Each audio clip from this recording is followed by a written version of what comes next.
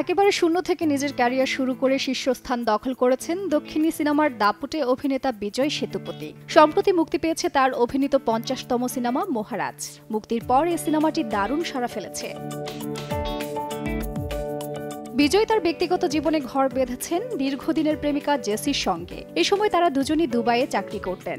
বর্তমানে এই দম্পতির রয়েছে এক পুত্র ও এক কন্যা সন্তান। এছাড়া সারা বছরই নিজের সিনেমার কাজে ব্যস্ত সময় পার করেন বিজয়। পরিবার নিয়ে তাকে কখনো কথা বলতে দেখা না গেলেও এবারে তিনি ব্যাখ্যা করলেন কাজ ও ব্যক্তিগত জীবনের নানা স্পর্শকাতর বিষয়।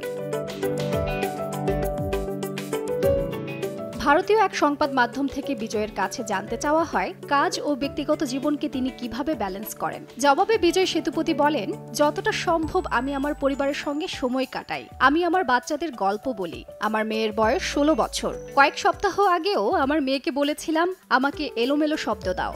যখনই সম্ভব হয় তাকে স্কুলে নামিয়ে আসি। ছেলেকে আমি প্রথমবার শেভ করিয়ে দিয়েছি এবং উদযাপন করেছি।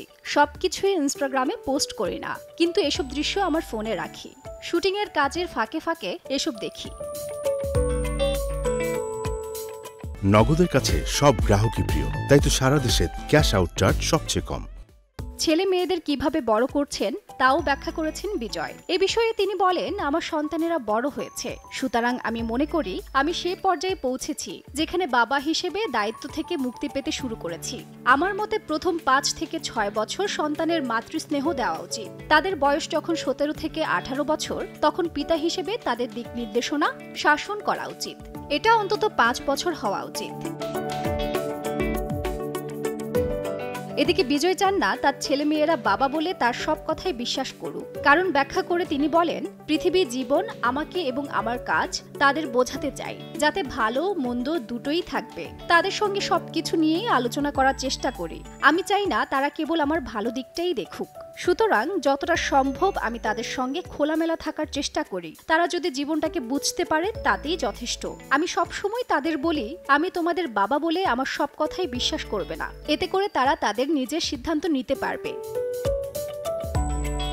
এছাড়া বিজয় অভিনয়ের শুরুতে দুটি সিনেমায় ছোট একটি চরিত্রে অভিনয় করেছেন। ১৯৯৬ সালের পর জীবিকার তাগিদে পাড়ি জমান দুবাইয়ে। কয়েক বছর সেখানে অ্যাকাউন্টেন্ট পদে কাজ করেছেন তিনি। ২০০৩ সালে দুবাই থেকে ফিরেই প্রেমিকা জেসিকে বিয়ে করেন বিজয়। এরপর ফের অভিনয়ে ফিরেন এই অভিনেতা।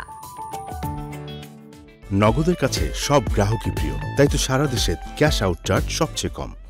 ২০১২ সালে মুক্তিপ্রাপ্ত তামিল ভাষার সুন্দরা পান্তিয়ান সিনেমায় মূল চরিত্রে কাজের সুযোগ পান বিজয়। এটি বাণিজ্যিকভাবে সফল হওয়ার পর বিজয়কে নিয়ে আগ্রহী হয়ে ওঠেন পরিচালকরা।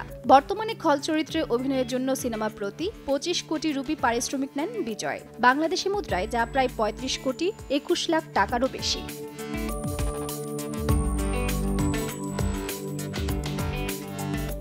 তাজরিন রিকা, সময় সংবাদ, ঢাকা।